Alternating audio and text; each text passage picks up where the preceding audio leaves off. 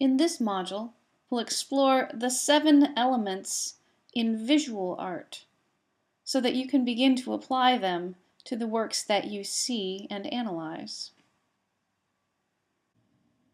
The first element of visual art is color. For many people, color is indeed a very, very strong and powerful element in visual art. It can be the thing that we're drawn to most noticeably or most easily. Colors are a phenomenon of light waves. In the visual spectrum, you can consider them in a sort of cycle of increasing and decreasing frequencies of light waves. A color, like violet, has a lower frequency and a longer electromagnetic wavelength than a color like yellow. The way in which colors are said to contrast or complement each other are often shown on what's known as a color wheel. On this wheel, you can see that some colors, like blue and red and yellow, are at opposite ends or alternating points, opposing points of a triangle. Those colors oppose each other, and so these are opposite or complementary colors.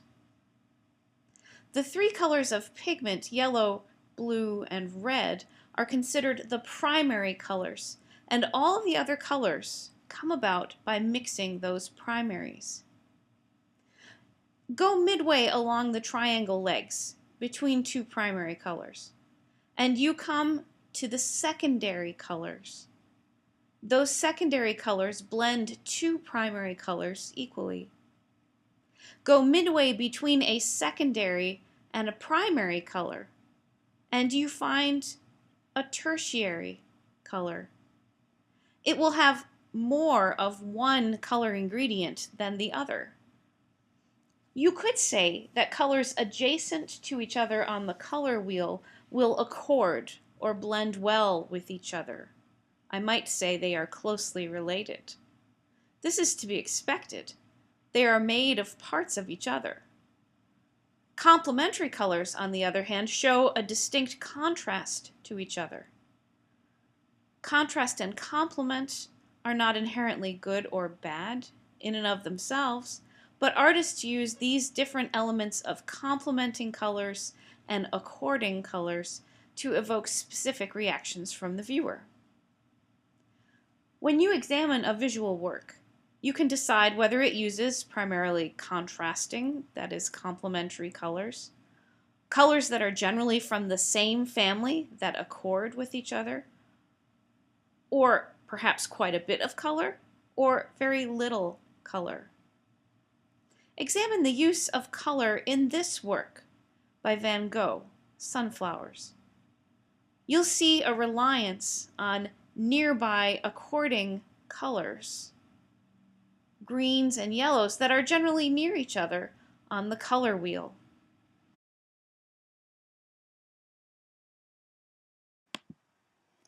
When we start talking about the element called line, you may feel as though you're back in a math class, perhaps a geometry class. Indeed, the definition of a line comes from geometry. It's a 2-dimensional expression. We could consider it as it connects 2 points in space. Lines are really useful for visual artists. Lines can exist by themselves, and they can have their own shape and contour. They can also be joined together to actually make true geometric shapes, to enclose space or to exclude things from a particular space.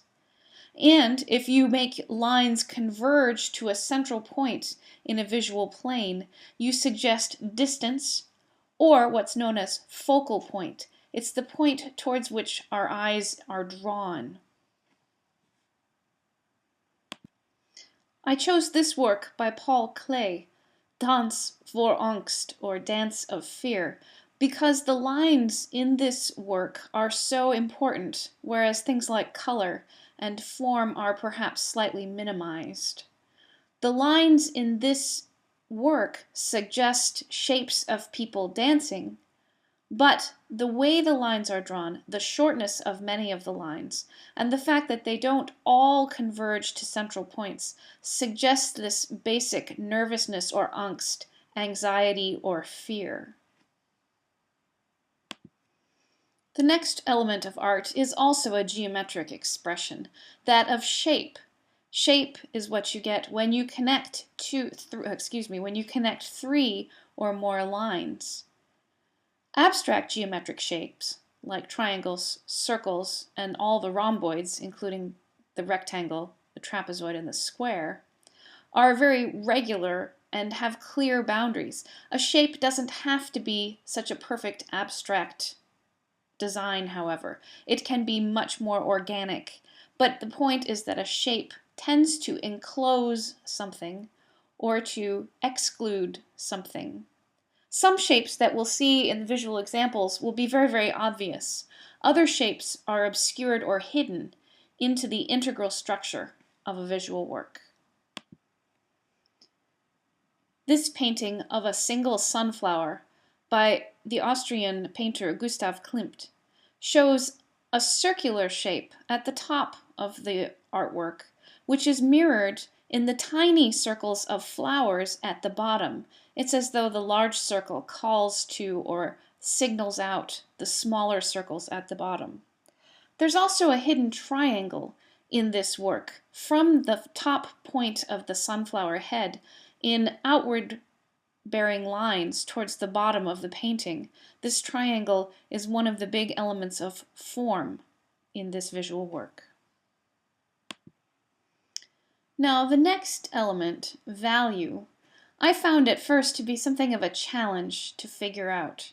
And I found it was much easier to understand value when I looked at something that had no color. Value is a term that helps us distinguish light from dark. In fact, studies show that human eyes actually catalog much of our sense of shape and location in space by value rather than color. And that's funny because color seems to strike us, at least consciously, more obviously. So, in order to help you understand value, lightness and darkness, I've shown you a particular image of a cat wrapped in a blanket. If you look at this black and white image, you can find that you can distinguish where the cat is and where the blanket is because of the differences in the amount of darkness, of the relative darkness of the cat and the lightness of the blanket. Then you'll see the image pop back into color, and yet that idea of light and dark is still constant. The value is still there as something to refer to.